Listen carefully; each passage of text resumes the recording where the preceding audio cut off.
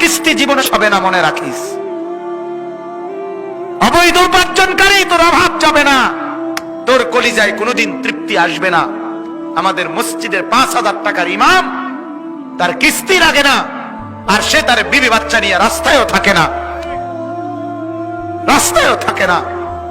5,000 টাকার মসজিদের ইমাম সাহেবের বেতন নিয়েই মালিকের 30 দিনের 1 মাস ইজ্জতের সাথে, পর্দার সাথে, হালালের মাধ্যমে তার জিন্দেগি কাটায়া দেয়। এক ওয়াক্ত নামাজও ছোটে না। হ্যাঁ, এজন্য আমার বাপ এটা ফিকির করেন, নিজেদের ছেলে, নিজেদের মেয়ে, তাদেরকে আপনি এমন পথে চালাবেন যে পথে তারা বৈধ উপার্জন করবে, বৈধ উপার্জন করবে। আমার এই বয়স আজ 15 বছর হয়, 15 বছর আমার আল্লাহ পাকের শুকর, মালিকের দয়ায়, আল্লাহর কথা, এই ওয়াজ মাহফিলে কিছু বলার তৌফিক আল্লাহ দিয়েছেন। আজ 15 বছর চলে। আমার মা এখনো আমার মা অরহ আমারে মাঝে মাঝে বলে, বাপ আনিস, চাইও কারো কাছ থেকে টাকা পয়সার জন্য কোনো মনোমালিন্য করো না। এই কথা আজও বলে। ছোট্টবেলার থেকে যে বুঝ নিয়ে বড় হইছি, আজও সেই বুঝ নিয়েই আছি।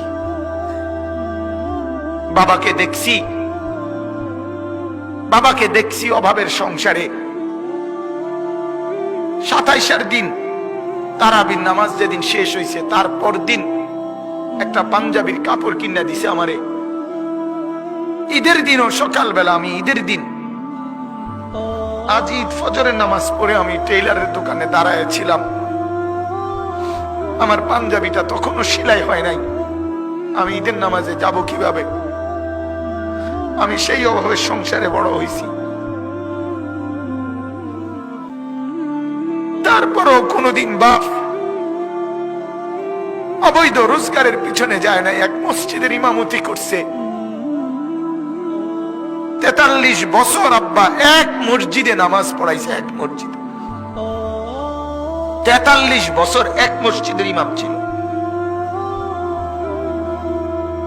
আমার বাপ। এটা বোঝা উচিত, নিজের সন্তানকে গুনাহের রোজগারের উপরে নামাই দিয়ে কেমনে সুখ আসবে?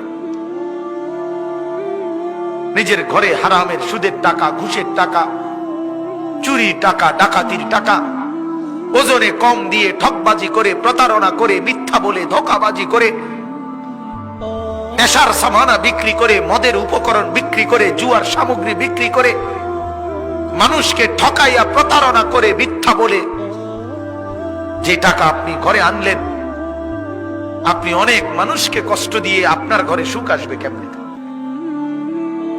বলে? আল্লাহ আমাদেরকে বুঝার তৌফিক দান করুন।